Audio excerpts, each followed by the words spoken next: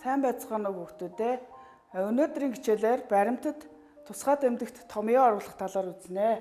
Математикийн багш нь 9 дугаар ангийн сурагчдад квадрат тэгштгэл сэдвээр бие даалт хийх даалгавар өгжээ. 9 ангийн сурагч Чингүн даалгаврыг бяцхан ном хэлбэрээр хийхээр төлөвлөсөн. Бяцхан номынхаа төлөвлөлт зохион байгуулалтыг хийгээд мэдээлэл цуглуулах явцдаа гараар бичиж бяцхан номыг хийжээ. Одоо гараар бичсэн номоо компьютерт оруулах болсон. Баримтч боловсруулах програм ашиглаад номын гарчгийг автоматар үүсгэн хуудсанд хөл толгой мэдээлэл оруулж хадгалсан. Квадрат тэгштгэлийн талаарх цуглуулсан мэдээлэл оруулах болоход тусгай тэмдэгт томьёо оруулах шаардлага тулгарсан. Гараас тусгай тэмдэгт томьёог бичих боломжгүй учраас хэрхэн бичихээ мэдээлэл технологийн багш надаас асуусан юм аа. Хэрхэн бичих аргыг би чиглүүл зааж өгсөн юм аа. Баримтад тусгай тэмдэгт томьёо оруулж сурахын тулд symbol equation гэсэн хэрэгслүүдийг ашиглаж сурна. Ингэснээрээ бид нэр одоо бие даалтаа хийх бүрэн боломжтой болж байгаамаа. За бүгдээр нь Чингүн найзтайгаа хамт суралцъя. Би Чингүнд юуг зөвлөсөн бэ гэвэл мэдээлэл технологийн 9 дугаар ангийн сурах хүчгийн 28 дугаар хуудасны чатхуун дасгал 1-2-ыг дагаад хийгээрэй. Тэгвэл чи сурнаа гэж хэлсэн юм аа. За хэрв та нар сурах хүч байхгүй бол e-контент CEDU-ийн хаягаар орж сурах хүчийг тэнд цахимаар үзэж болно. Сурах хүчгийн 28 дугаар хуудсанд дасгал 1-2-ыг инхүү оруулсан байгаа. За Чингүн миний зөвлөсний дагуу мэдээлэл технологийн сурах хүчгийнхаа чатхуун дасгал 1-2-ыг үүсгэхэд аргаа олсон. Тэгээд хэрхэн бичиж сурсан, ямар бэрхшээл тохиолдсон, юуг анхаарах талаар сурсан зүйлээ харуулan зааж өгөх болно. За бүгд Чингүнтэй хамт суралцгаая. Сайн байцгаана уу? Намайг Чингүн гэдэг. Өнөөдөр би квадрат тэгшгэлсэн бяцхан ном хийж байгаа. Тэгэхээр хуудасаа тохируулсан. Хуудасаа пэйжлэе. Сайзыг нь A5 дээр мөн хуудасныхаа дээр доор хажуу дээрээс 2 см-ийн зай авсан баг. Header footer буюу хөл толгой мэдээлэл. Үүний квадрат тэгштгэлийн номны нэр, мөн зохиогчийн нэр. Үүний дараачаар автоматар гарчиг оруулсан байна. Ингэж гарчиг оруулж өгсөний давуу тал нь энэ бүлэг нь хэдвэр хуудсанд байгаа вэ гэдгийг автоматар тодорхойлж өгдөг байгаа. Одоо энийг шалгаж үзье. Одоо нэмэгдсэн квадрат тэгштэл бүлгийг 3 дахь хуудас руу шилжүүлээд тэгээд гарчгаа update tab хийгээд хийхэд нэмэгдсэн квадрат тэгштэл нь 3 дахь хуудсан дээр байна гэж шинжлэгдсэн байна. Үүний дараагаар хялбар квадрат тэгшгэлсэн бүлэг сэдвээ бичиж эхэлье. Үүнийг бичээд хэд хэдэн асуудал тулгарсан байгаа. Тэр асуудлууд нь тодорхойлолтын жишээний өмнө үүнийг тодтогох тэмдэгт ашиглах мөн үүндээ хялбар квадрат тэгшгэлээ яаж бичих талаар мэдгүй асуудал тулгарсан. Үүнийг явуулахаар мэдээлэл технологийн багштайгаа зөвлөлдөөд 9 дугаар ангийн сурах хүчийн 28 дугаар хуудасны дасгал 1-2-ыг даган гүйцэтгснээр томьёо оруулах арга ойлгосон байна. Тэгээд эхний энэ хэсэг нь тодорхойлолт хэсэг байгаа. Энэ тодорхойлолтын өмнө тэмдэгт оруулъя. Тэмдэгтийг insert-ийн symbol руу ороод more symbols. Энд дээр биднэрт фонт байгаа. Энэ фонтууд нь дотроо янзын жишээлбэл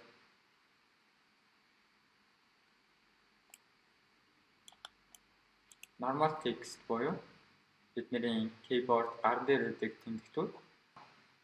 Одоо би сонгосон тодорхойлолтын тэмдэгтээ оруулъя.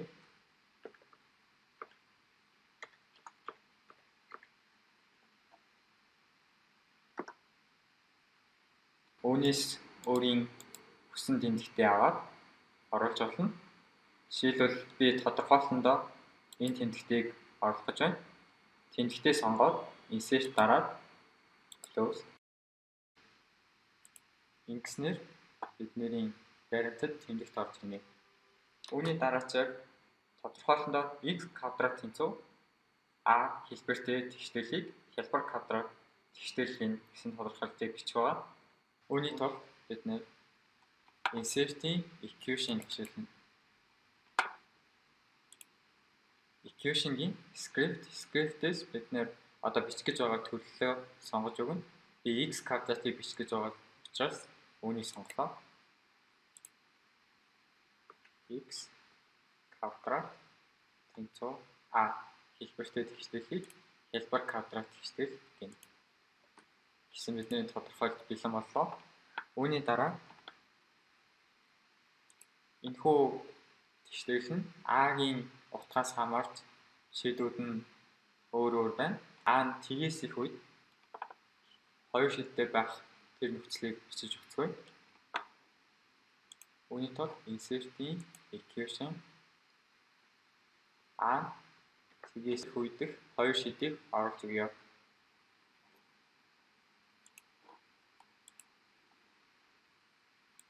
x1 2 гэсэн x-тэй индексжүүлж байгаа учраас саяны хэлбэрийг сонгоод x1 тэнцүү язгуурдаа a. Үүнтэй мөн адилаар x2-ыг бичицгээе.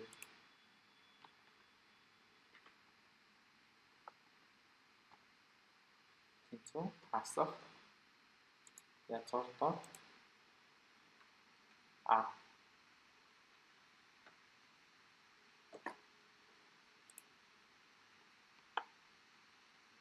Үүний дараа a нь тэгтээ тэнцүү үеийг бодж үзье.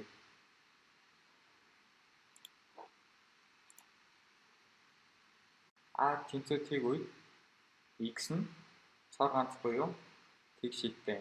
Хамгийн сүүлийн нөхцөл болох a тэгээс бага үеийг бичсэн.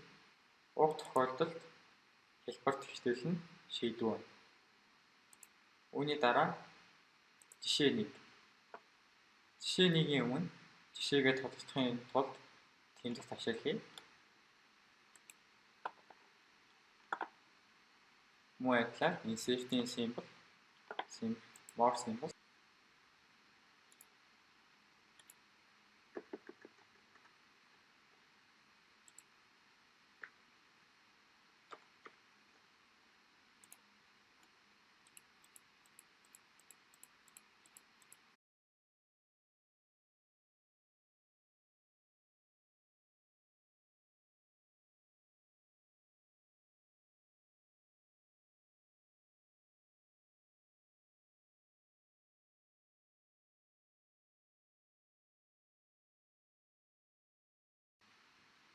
Үүний дараа жишээ 1-ийг оруулцгаая. Миний хувьд жишээн дээрээ x квадрат тэнцүү 25-ыг оруулъя. Equation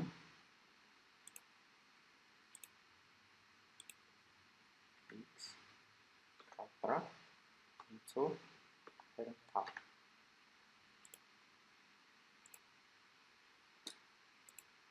Энэхүү тэгштэл маань дээр дурдсанаар 25 тгээс их үед x1 болон 2 гэсэн хоёр шийдтэй байна. Одоо үүнийг оруулцгаая.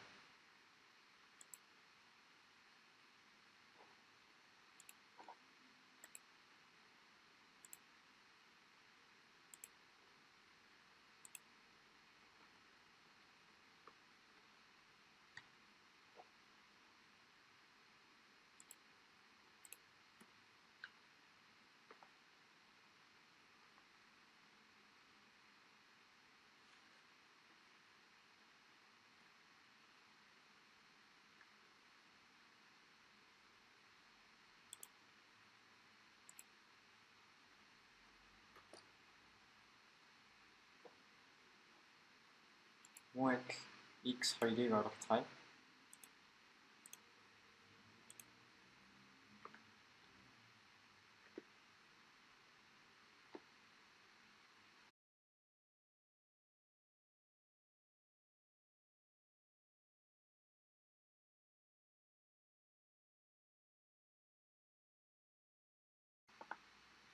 гэсэн хоёр шийдтэй байна. Эдгээр шийдийг хураангуйлж бичвэл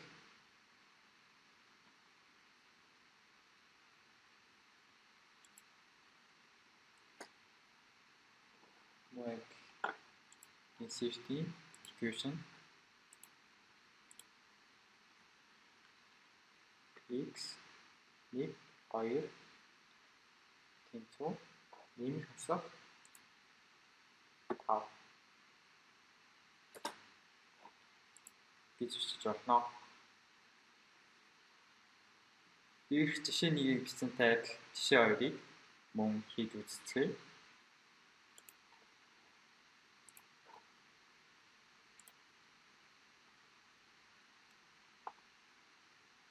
Символ дээр эхлээд нэг товшоод гарч ирж байгаа энэ хэсэг бол бидний саяхан ашиглагдсан тэмдэгтүүд гарч ирж байгаа.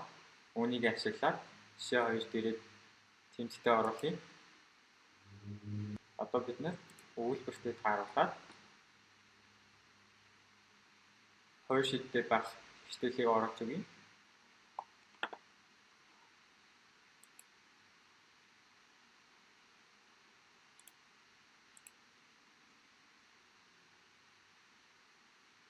X-ийн квадрат тэнцүү 17. Тэгээд энэхүү тэгштэл маань ч гэсэн хоёр шийдтэй байх бөгөөд үүнийг сурчнаа баттгах нь хийж үзье.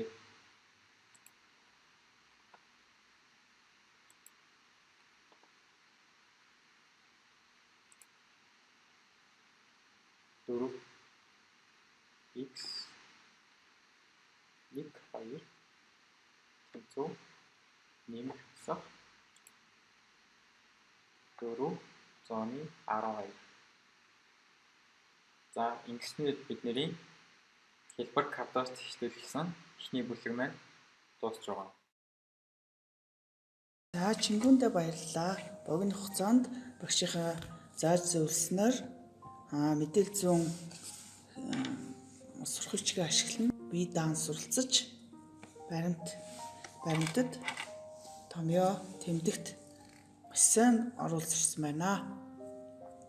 Цаашид Чингүн болон телевизийг үзэн хамтран суралцж байгаа хүүхдүүдэд зориулж зарим нэг зөвлөгөөг нэмж тодруулж тайлбарлаж өгье. Symbol командыг сонгосноор symbol харилцах цонх гарч ирнэ. Энд байгаа фонтуудаас сонгоход өөр тэмдэгтүүд гарч иж байгааг ажиглаж бичсэн бахаа.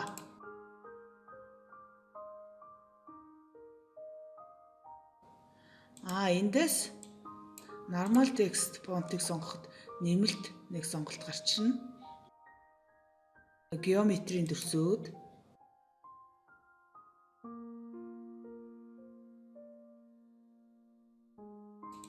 орон орны мөнгөний нэгжүүд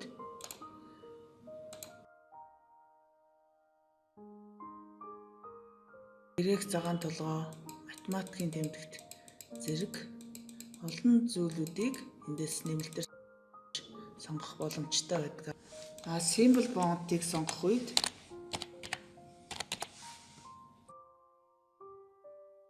математик болон грек цагаан толгойн өсөх тэмдэгтүүдийн гарч ирдэг байгаа. Мөн Wingdings гэсэн фонтуудыг сонгоход төрөл бүрийн төрс тэмдэглэгээнүүд гарч ирж байгааг ажиглаж бичсэн бахаа. Эдгээрийг баримт бичих боловсруулах явцдаа онцлох тэмдэглэгээр ч юм уу ашиглах бүрэн боломжтой юм аа. Харин equation хэрэгслийн хувьд бол математик, хим, физик зэрэг бусад шинжлэх ухааны томьёо тодорхойлолт тэмдэгт ихээр орсон баримт бичгийг боловсруулахад зайлшгүй ашиглах шаардлагатай байдаг. Баримт бичих боловсруулахын явцад бичвэр дунд ганц нэгхэн гараас бичиж болохгүй тэмдэгтүүдийг оруулах шаардлага гарвал символ тэмдэгтийг ашиглах нь илүү тохиромжтой байдаг. гэж зөвлөмөр байна. Ингээд бид Чингүнтэй хамт баримтат тусгай тэмдэгт томьёо оруулах талаар суралцлаа. За гэртээ мэдээлэл технологи 9 сурах бичгийн 26-аас 30 дугаар хуудсыг бие даан судалж математик 9 лавлах ном бүтээгээрэй. За Чингүний квадрат тэгштгэл номыг хийсэн санааг одоо тусгана. Математик 9 гэсэн сурах бичгийг ашиглаж болно. Анхаарал тавьж хамтран суралцсанд баярлалаа.